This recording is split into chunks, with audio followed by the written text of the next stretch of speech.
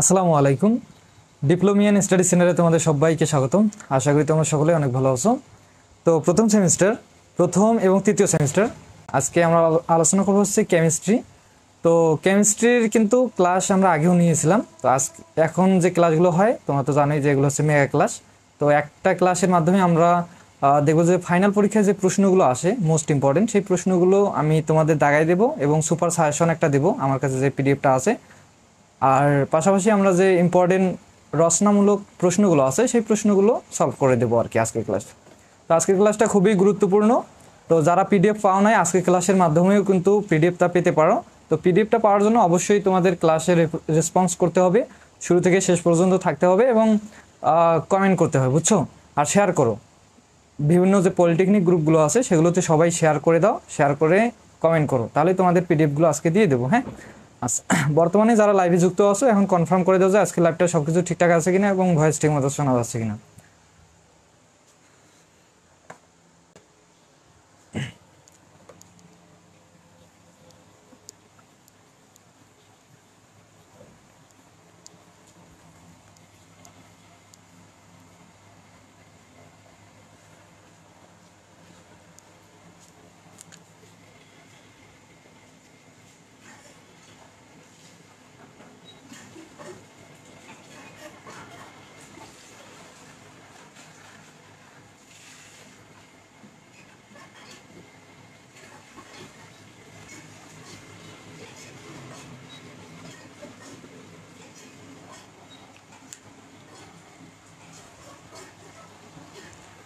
আচ্ছা, তো সবাই একটু শেয়ার করে দাও, সব ঠিক আছে? হ্যাঁ, তুমি একটু সব জায়গায় শেয়ার করে দাও আর আমাদের যে গ্রুপগুলো আছে সেগুলোতে একটু শেয়ার করে দাও। হ্যাঁ,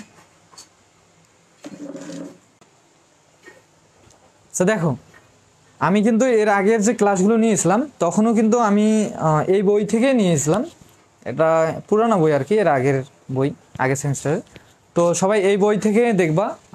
আমরা যে প্রশ্নগুলো করাবো এখানে যে সিরিয়ালগুলো লিখে দেবো সবাই এখান থেকে মিলাই নিবা। আর সুপার সাজেশন কিন্তু অলরেডি দেওয়া হয়েছে।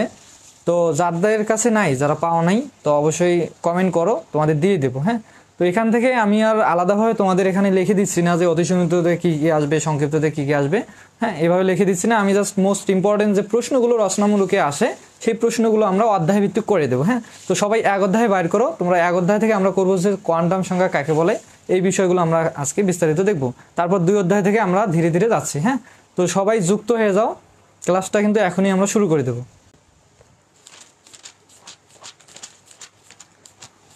তো দেখো, এক অধ্যায় হচ্ছে পারমাণবিক গঠন, একটা সহজ একটা চ্যাপ্টার। হ্যাঁ, এগুলো তোমরা করছো, তারপর আমরা জাস্ট রিভিশন করব। হ্যাঁ, রিভিশন করব। আর দুই অধ্যায় থেকে আমরা দেখব যে প্রতীক যোজনীয় সংকেত। এখান থেকে আমাদের অতি সীমিততে কিছু প্রশ্ন আসে। গাঠনিক সংকেত, তো আমরা গাঠনিক সংকেত জাস্ট দুই একটা দেখবো, যেটা মোস্ট ইম্পর্টেন্ট সেটা তোমরা এখানেই নিতে পারো।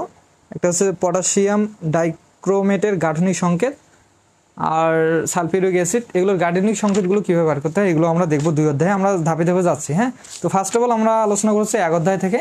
তো ক্লাসটা মূলত আপনার পরিচয় দেবো।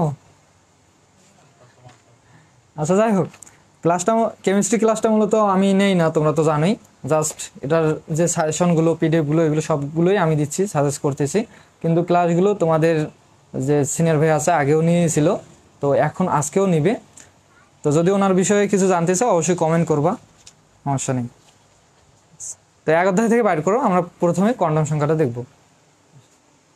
একজন কমেন্ট করেছে যে ভাই কেমিস্ট্রি সুপার সাজেশন চাই। সুপার সাজেশন তো আছে, কেন নাই? পিডিএফটা তো আছে, আমি তো বলতেছি যে পিডিএফটা দেবো। হ্যাঁ, তো সবাই শেয়ার করো, যে বেশি শেয়ার করো তাদেরকে আমি কিন্তু এই সুপার সাজেশনগুলো দেবো। হ্যাঁ, আসেন। হ্যাঁ, স্বাগতম তোমাদের সবাইকে ডিপ্লোমা স্টাডিজ সেন্টারে। আজকে হচ্ছে তোমাদের মেগা ক্লাস। তো তোমাদের যেগুলো সমস্যা বা প্রবলেমস আছে সেগুলো আসলে আমি সলভ করে দেওয়া ট্রাই করবো আজকে তোমাদেরকে। তো তোমার ভাইয়া যেটা বললো তোমাদের নাকি কোয়ান্টাম সংখ্যা নিয়ে একটু প্রবলেম আছে। সো একটু দেখো কোয়ান্টাম সংখ্যার ব্যাপারটা।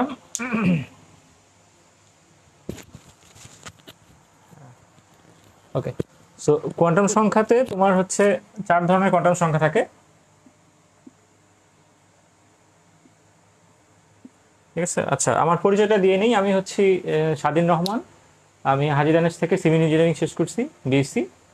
তো এখন হচ্ছে আপাতত পড়াই আর চাকরি প্রিপারেশন নিচ্ছি। কারো যদি আর হচ্ছে আমি আইএলটিএস রিসেন্ট শেষ করছি, সেটা হচ্ছে আমার স্কোর হচ্ছে 7। তো তোমরা যদি কেউ চাও যে আমার সাথে কন্ট্যাক্ট করবা বা কোনো বিষয়, কেমিস্ট্রি, ফিজিক্স বা যে কোনো বিষয়, ইংলিশ স্পেশালি, তো তোমরা যদি কোনো শিখতে চাও, কোনো বিষয় জানতে চাও, তো তোমরা পরে পড়তে আমার সাথে যোগাযোগ করতে পারো। ওকে, সো আজকে তোমাদের কেমিস্ট্রি প্রবলেমগুলো আমি সলভ করবো। সো কোয়ান্টাম সংখ্যার ব্যাপারটা হচ্ছে এরকম, কিছু বেসিক জিনিসপত্র বলে নিই। সেটা হচ্ছে যে কোয়ান্টাম সংখ্যাটা দিতে হচ্ছে ম্যাক্স প্লাঙ্ক নামে একজন ব্যক্তি। ও উনি আসলে দেখছে যে পর্যায় সারণীতে যতগুলা মৌল আছে, তো সব মৌলগুলো আসলে মানে অনেক মৌল যেগুলোর আসলে মধ্যে যে ধর্মগুলাকে যে একটা সাথে একটা রিলেট করবে, এটা আসলে একটু টাফ।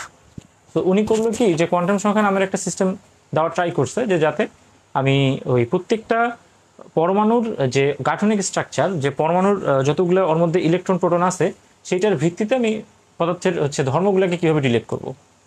সো উনি তখন কি করলো, যে অরবিটালের মধ্যে বিশেষ করে জিনিসগুলা একটু খেয়াল করলো, যে সেটা হচ্ছে যে উনি তখন একটা প্যাটার্ন দিল। সেটা হচ্ছে যে 4 ধরনের কোয়ান্টাম সংখ্যা উনি ডিফাইন করছে। একটা হচ্ছে প্রধান কোয়ান্টাম সংখ্যা,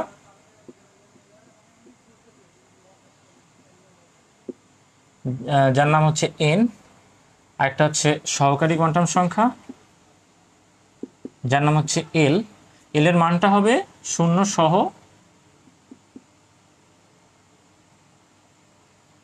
n-1 পর্যন্ত, n-1 পর্যন্ত। আরেকটা হচ্ছে চুম্বক কোয়ান্টাম সংখ্যা,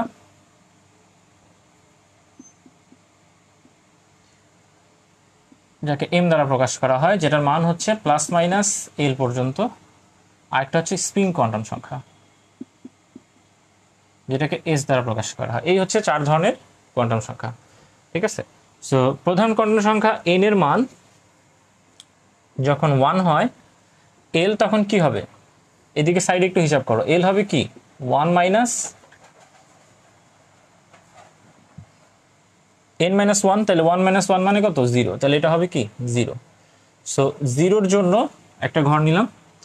আর আরেকটা এখানে ছোট করে একটা দিতে হবে, সেটা হচ্ছে অরবিটাল।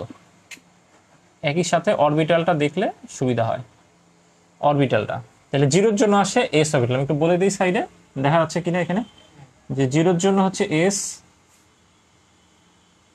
1-এর জন্য হচ্ছে পি, 2-এর জন্য ডি, 3-এর জন্য এফ। এইভাবে অরবিটালগুলোকে সংজ্ঞায়িত করা হয়েছে। এগুলো আবার নাম আছে, যেমন এসতে হচ্ছে শার্প, টিতে প্রিন্সিপাল, ডিতে ডিফিউজ, এফতে ফান্ডামেন্টাল, এগুলোর নাম আছে। সো অত ভিতরে যাচ্ছি না। সো দেখো 0-র জন্য আসবে এস অরবিটাল। আর এস আসলে চুম্বক হবে কত, যেহেতু এল এর মান 0, +-l মানে কত, এখানেও 0। আর স্পিন হবে +-1/2, +-1/2। স্পিন সংখ্যা হচ্ছে কোন জিনিসটা, যে এই যে এস অরবিটালে 2টা ইলেকট্রন থাকে, এস স্কোয়ার যেটা তোমরা দাও, এই 2টা ইলেকট্রনের একটা যদি একদিক দিয়ে ঘুরে +12 আর একটা বিপরীত দিক দিয়ে ঘুরে -12। ওকে, সো এই হচ্ছে তোমার একটা গেল। এখন এন এর মান যখন 2, খেয়াল করো, আমি 1টাকে একটু উপরে তুলে দিই। এন এর মান যখন 2, তখন এটা এল এর মান কত বলছি, 0 সহ n-1। তাহলে 0টা আগের মতোই থাকবে। আর n-1 মানে কত, 2 - 1 মানে কত, 1 আসে। সো এখানে হবে 1। সো এই জায়গাটাতে 0-র জন্য আসছে 1 এস, যেহেতু এটা প্রথম ঘরে, 1-এর ঘরে, সেহেতু আমরা এটাকে নাম দিব 1s, ঠিক আছে। আর এটা 2-এর জন্য যে এসটা আসবে, এটার নাম হবে 2s। আর 1-এর জন্য কি অরবিটাল বলছিলাম, পি অরবিটাল, তাহলে এখানে হবে 2p, যেহেতু 2 নাম্বার ঘরে 2p। তাহলে এখন এম এর মানটা কিভাবে পাবো, +-l। +-l মানে কত, এল কত ধরছিলাম, 0-র জন্য 0, এখানে শুধু +-1/2। আর পি এর জন্য হচ্ছে, পি এর জন্য কত, পি এর জন্য এল ছিল কত 1, তাহলে 1 হবে -1, 0, +1, 3টা। তাহলে এইখানে যেহেতু 3টা আছে, সেহেতু হবে 3 × +-1/2। বোঝা যাচ্ছে কি না একটু কমেন্ট করে জানাও। সবাই একটু তুলে নিও বা বইয়ের সাথে একটু মিলাই নিও, তাইলে হয়তো একটু সুবিধা হবে।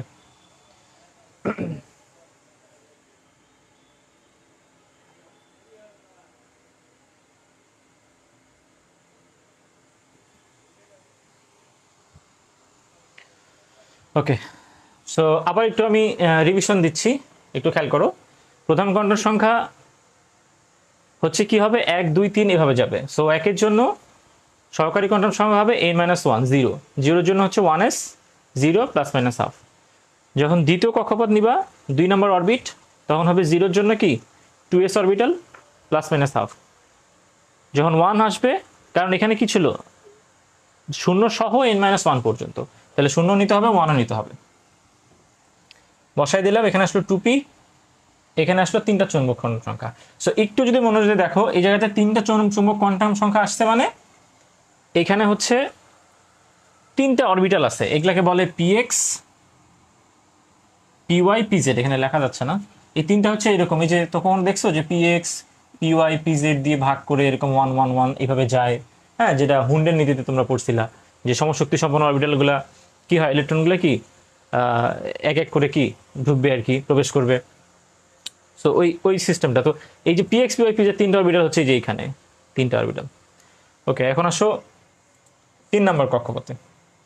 সো 3 নম্বরে কি হবে, আবার সেম টু সেম আগের মতো, প্রথমে 0, 0-এর জন্য কোন অরবিটাল আসবে, s অরবিটাল, যেহেতু 3 নম্বরে সেহেতু 3s, ঠিক আছে। এখানে আবার 0, এখানে হচ্ছে প্লাস মাইনাস হাফ, এখানে 1, এখানে হচ্ছে 3p, 3p কেন হলো, 1 এর জন্য p আসছে, যেহেতু 3 নম্বরে সেহেতু 3p। আর এখানে হবে তখন -1 0 +1, যেহেতু 1 এর জন্য প্লাস মাইনাস l, -1 0 +1, তাহলে 3 into plus minus half.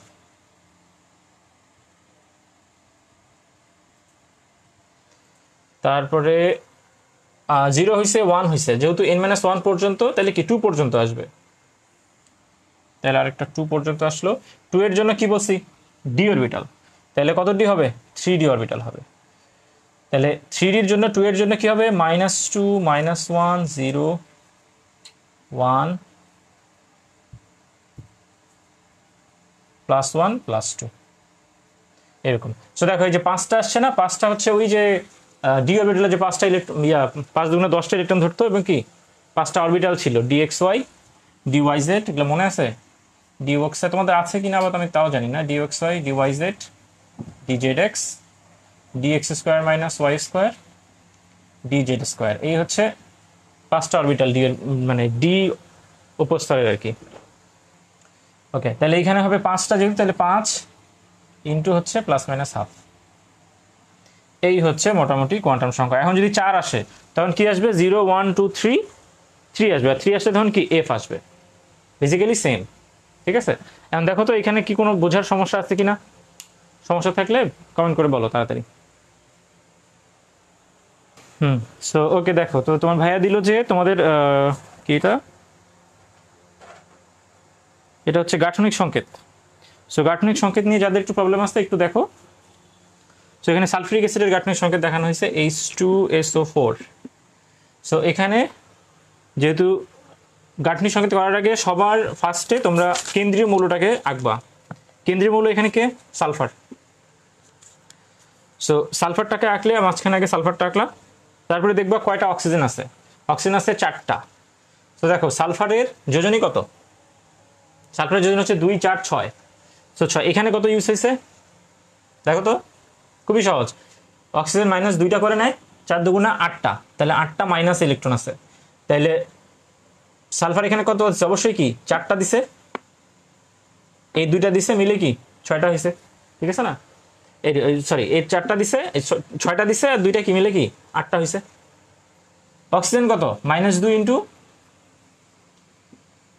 Into কত 4, তাহলে 4 দুগুণা কত -8 হলো না। তাহলে হাইড্রোজেন দিচ্ছে 2টা, সালফার দিচ্ছে 6টা, মিলে যে 8টা, তাহলে এই পজিটিভ 8 নেগেটিভ 8কে ক্যান্সেল আউট হয়ে যাবে, 0 হয়ে যাবে। এখন আসো এটার ইয়াটা কীভাবে আঁকবা। সো কেন্দ্রীয় মৌলটাকে আগে আঁকিয়ে নিলা সালফার, আঁকার পরে যেহেতু 4টা অক্সিজেন আছে সেহেতু চোখ বন্ধ করে চারদিকে 4টা অক্সিজেন দিয়ে দিব। ঠিক আছে, দেওয়ার পরে এই হাইড্রোজেন দুইটা মনে রাখবা যে অক্সিজেনের সাথে কি করে, হাইড্রোজেন বন্ধন তৈরি করে। অর্থাৎ এরকম হাইড্রোজেনগুলো ডিরেক্ট সালফারের সাথে যুক্ত থাকে না। এখন সালফারের যেহেতু তোমার হচ্ছে যে 6টা দিছে, তার মানে ওকে 6টা পুরাইতে লাগবে। সো অবভিয়াসলি দুই দিকে 2টা হবে আর একদিকে 2টা করে হবে। এই জায়গাটাতে একটু কনফিউশন সবার থাকতে পারে, এই জায়গাটাতে হচ্ছে সন্নিবেশ বন্ধন হবে বেসিক্যালি। ঠিক আছে, সন্নিবেশ বন্ধন চ্যাপ্টার তোমাদের ছিল কিনা, যদি বুঝে থাকো তো ভালো, আর যদি না থাকো তাহলে একটু বলে দিই। সেটা হচ্ছে যে যদি এমন হয় বন্ধনগুলা আয়নিকও হয় না, সমযোজীয় হয় না। আরেক বিশেষ ধরনের বন্ধন আছে যেখানে হচ্ছে ভালো করে বলতে গেলে মানে বুঝাইতে গেলে এরকম যে ধরো তুমি কারোর সাথে ব্যবসা করছো, যেখানে তুমি শুধু টাকা দিছো, ও তোমাকে অটোমেটিক লাভ দিচ্ছে। ঠিক আছে, মানে তুমি কিছুই দাও না, জাস্ট খালি টাকা দিছো, পরিশ্রম সব তার।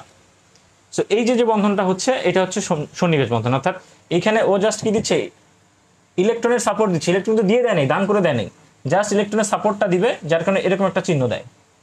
ঠিক আছে, এরকম একটা চিহ্ন দেয় যে ইলেকট্রনের সে সাপোর্টটা শুধু দিছে, আর এতে কি হয়েছে, একটা কি বন্ধন হয়ে গেছে। এটাকে বলা হচ্ছে সন্নিবেশ বন্ধন। আশা করি ক্লিয়ার হয়েছে। এই যে আর একটা হচ্ছে বলছে নাইট্রিক অ্যাসিড, এইচ, তোমার মার্কার আছে নাকি দেখো তোমার, HNO3। সো এটারও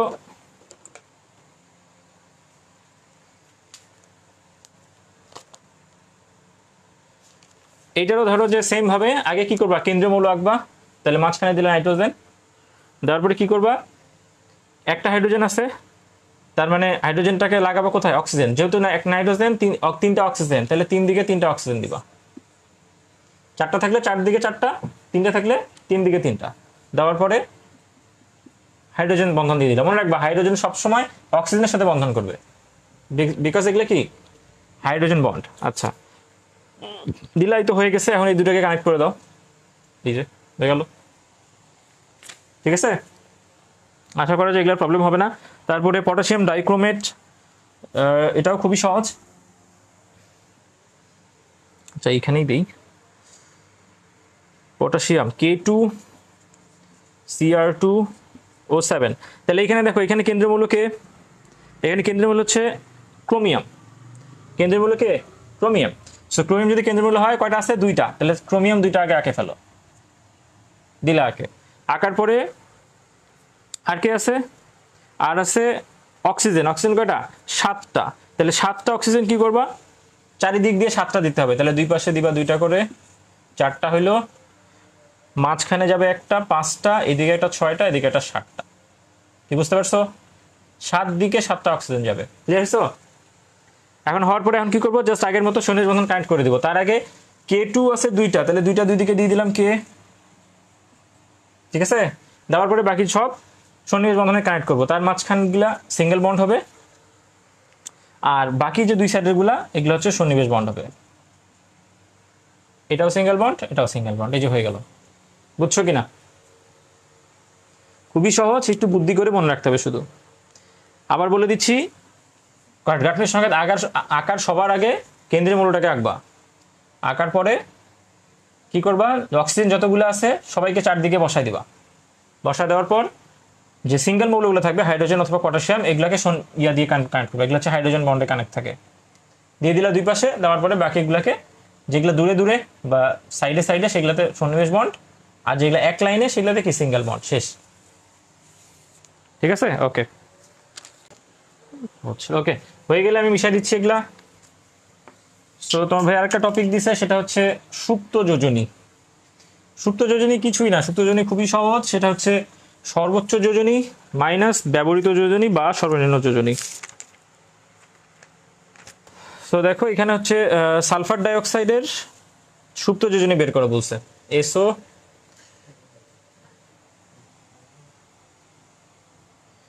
SO2 এর সুপ্ত যোজনী বের করতে হবে। সো এখানে কেন্দ্রীয় মৌলকে সালফার। সালফারের সর্বোচ্চ যোজনী কত, সালফার হচ্ছে কত, 2 4 6, তাহলে সর্বোচ্চ কত 6। হ্যাঁ, তো সর্বোচ্চ যোজনী কত 6, সর্বনিম্ন কত 2, তাহলে সুপ্ত যোজনী সুপ্ত যোজনী কত হবে? সর্বোচ্চ মাইনাস সর্বনিম্ন 4, এটাই অ্যান্সার। ঠিক আছে, তাহলে যেটারই বলুক সর্বোচ্চ যোজনী দিবা মাইনাস সর্বনিম্ন যোজনী দিবা, যে বিয়োগ করে যেটা হবে সেটাই সুপ্ত যোজনী। এখানে আরেকটা প্রশ্ন তোমার ভাইয়া দিচ্ছে, সেটা হচ্ছে যে আয়নিক যৌগের বৈশিষ্ট্য আলোচনা এবং আয়নিক বন্ধন, এটা হচ্ছে 4 অধ্যায়ের। হ্যাঁ, রচনামূলকের 1, 2। তো এই জিনিসগুলো একটু দেখো।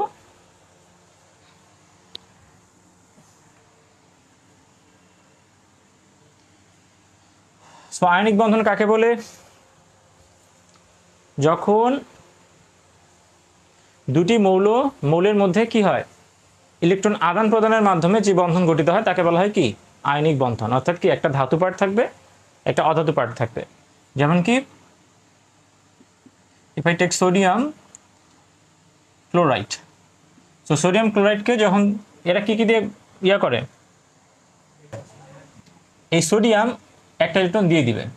এখন জিনিসটা তুমি যদি ভাঙায় দেখাও, ব্যাপারটা এরকম হয় যে সোডিয়ামের কক্ষপথগুলোতে ইলেকট্রনগুলো এভাবে থাকে। প্রথমে থাকে 2টা, তারপরে থাকে 8টা, তারপরে থাকে 1টা। ঠিক আছে, এখন একইভাবে এটা হচ্ছে কি একটা ধাতু পার্ট সোডিয়াম।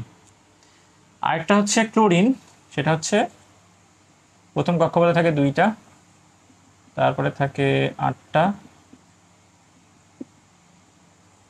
তারপরে থাকে 7টা। সো দেখো, এখন অষ্টক মিলাইতে, অষ্টক কি জানো তো, যে পর্যায় সারণীতে সকল মৌলগুলা কি করে, ওরা একটা স্টেবল কাঠামোতে আসতে চায়। স্টেবল কাঠামোটাই হচ্ছে অষ্টক। ঠিক আছে, সো এই অষ্টকে আসতে চাওয়ার যে প্রবণতাটা, সেটা সবসময় থাকে বলেই এই আয়নিক বা সমযোজী বন্ধনগুলা তৈরি হয়, বা তোমার হচ্ছে অ্যাপ্রক্সিমেটলি বলা যায় যে সব কিছুতেই বন্ধন তৈরি হয়। ওকে, সো এটা হচ্ছে ধাতু পার্ট, এটা হচ্ছে অধাতু, যেটার নাম হচ্ছে কি ক্লোরিন। ওকে, সো এই ধাতু পার্ট সোডিয়াম কি করবে, এই ইলেকট্রনটাকে এইখানে দিয়ে দিবে। অর্থাৎ যখনই বন্ধনটা তৈরি হবে তখন এই ইলেকট্রনটা এইখানে চলে যাবে। চলে যায় কি হবে, এইটারও অষ্টক পূর্ণ হইলো, এরও কি হবে, অষ্টক পূর্ণ হবে। তখন কি হবে, একটা স্টেবল কাঠামো তৈরি হবে। শুধুমাত্র সোডিয়ামকে তুমি যদি পানির মধ্যে বাইরের বাতাসে রাখো, আগুন ধরে যায়।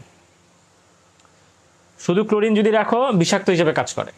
কিন্তু বাট দুইটা একসাথে লাগাই দিলে কি হয়ে যায়, আবার খাওয়ার লবণ। সোডিয়াম ক্লোরাইড কিন্তু কি, খাওয়ার লবণ। ঠিক আছে, বুঝতে পারছো? তো কারো সমস্যা থাকলে এখানে কমেন্টে বলতে পারো।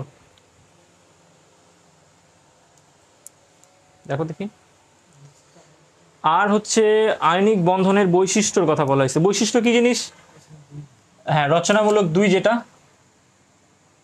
সেটা হচ্ছে বৈশিষ্ট্য। খুবই সিম্পল। এটা কি হবে, আয়নিক যৌগগুলা অধিক তড়িৎ ধনাত্মক হবে, তড়িৎ ধনাত্মক, তড়িৎ পরিবাহী আর কি বলতে পারো, পরিবাহী হবে। তারপরে কি হবে, 2 নাম্বার হচ্ছে কঠিন জাতীয়, অধিকাংশই কি হয়, কঠিন টাইপের যৌগ হয়। তারপরে হচ্ছে তোমার অধিকাংশই স্টেবল যৌগ হয়। তারপর স্টেবল মানে হচ্ছে কি, ওরা মানে অন্য কোনো যৌগে হুটহাট করে কনভার্ট হয় না, ওরা স্টেবল জাতীয় যৌগ হয়। আর হচ্ছে সমযোজী যৌগ যেমন, এগুলো আবার স্টেবল হয় না। তো যেমন হচ্ছে তুমি যদি অ্যালকিনে যাও, ওগুলো দেখবে একটু তাপ বা একটু ইয়া পাইলেই দেখবা যে কনভার্ট হয়ে অন্য একটা যৌগ হয়ে যায়। সো এরকম কিছু বৈশিষ্ট্য আছে এই তোমার আয়নিক যৌগের আর কি। তারপরে কি হয়, এরা 3 নম্বরে তুমি লিখতে পারো যে এরা পানির মধ্যে কি করে, ধনাত্মক এবং ঋণাত্মক আয়ন তৈরি করে। অর্থাৎ সোডিয়াম প্লাস আয়ন তৈরি করবে, ক্লোরিন মাইনাস আয়ন তৈরি করবে। অর্থাৎ কি, এটাকে বলা হয় কি ক্যাটায়ন আর হচ্ছে অ্যানায়ন, এগুলো তৈরি করবে। তারপরে হচ্ছে আরো অনেক বৈশিষ্ট্য আছে, যেমন তোমাদের ক্লাসে এখন কি কি যে আছে, যেমন আরো আছে, যেমন হচ্ছে পানির সাথে বিক্রিয়া করে হাইড্রোজেন সংযোজন বিক্রিয়া তৈরি করে। তারপরে এগুলা মূলত বিয়োজন বিক্রিয়ায় অংশগ্রহণ করে। এখন এগুলা কি আছে কিনা তোমাদের বই একটু দেখো তো।